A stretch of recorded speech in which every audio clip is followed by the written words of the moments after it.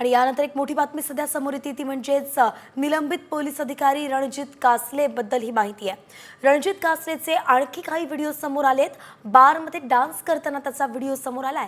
लाल किल्ल्यासमोरचा फोटोही त्यानं स्टेटसला ठेवलाय। त्यामुळे आता कासले नेमके कुठे आहे हा प्रश्न असताना त्याचे कारनामे एका मागून एक समोर येत आहेत। तो पबमध्ये डान्स करतोय, लाल किल्ल्यासमोर त्याचा फोटो स्टेटसला असल्याचं कळतंय।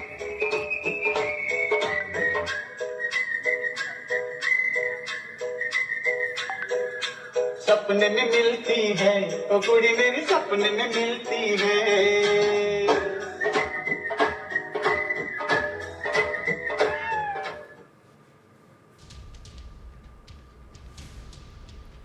तर या संदर्भात अधिकची अपडेट घेऊयात। आमचे प्रतिनिधी सागर आव्हाड आपल्यासोबत जोडले गेलेत। सागर, काय सांगाल, कुठले कुठले हे सगळे व्हिडिओ आहेत आणि नेमकं याचं लोकेशन कळतंय का?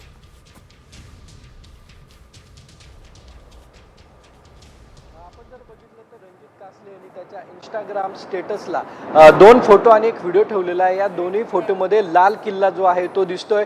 एका फोटोमध्ये तो लाल किल्ल्याला सल्यूट करताना दिसतोय आणि एका साईडनी तो पूर्ण समोरून एक फोटो आहे। तर त्या स्टेटसला अजून एक व्हिडिओ आहे, त्यामध्ये गब्बर इज बॅक गाडी चालवताना त्याचा व्हिडिओ आहे। त्यानंतर त्याने इंस्टाग्रामवरती दोन व्हिडिओ जे आहेत ते लोड केलेले आहेत। एक बंदूकधारी त्याच्याबरोबर चालताना येताना दिसतोय आणि एक पब मधला व्हिडिओ आहे। असे हे व्हिडिओ जे आहेत हे सर्व दिल्लीतले असल्याचं निष्पन्न होत आहे। म्हणजे रणजित कासले हा दिल्लीमध्ये आहे।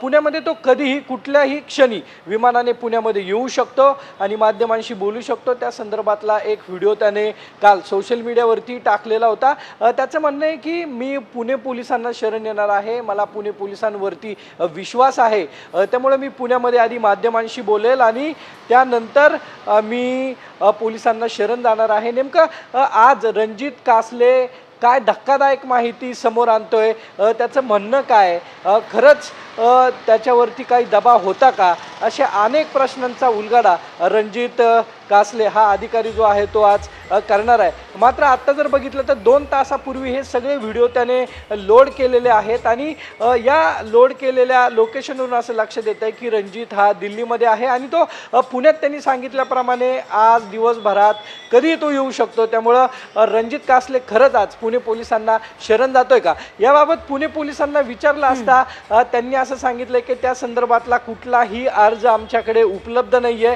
नेमकं त्याच्यावरती कुठला गुन्हा दाखल आहे, त्यामुळे आम्ही तो आमच्याकडे कशासाठी येईल किंवा कोणी तक्रारही केलेली नाहीये। पुणे पोलिसांनी सांगितलं जर तो शरण येणार असेल तर त्याला कुठल्या पद्धतीने आम्ही शरण करून घ्यायचे, असे अनेक प्रश्न जे आहे पुणे पोलिसांनाही पडलेले आहेत। आपण जर बघितलं तर पुण्यात आपण पाहतोय जरी कासलेने म्हटलंय की तो शरण येणार आहे, पुणे पोलिसांना शरण येणार आहे, मात्र पुणे पोलिसांना स्वतः या संदर्भातली काही माहिती नाही आहे। मात्र दुसरीकडे हे व्हिडिओ आहेत जे सांगतायत की नेमकं कासले कुठे आहे, त्याचं लोकेशन दिल्ली असल्याची सध्याची तरी आता शक्यता वर्तवली जाते। पाहावं लागेल आज तो शरण येतोय का। धन्यवाद सागर सविस्तर अपडेटसाठी।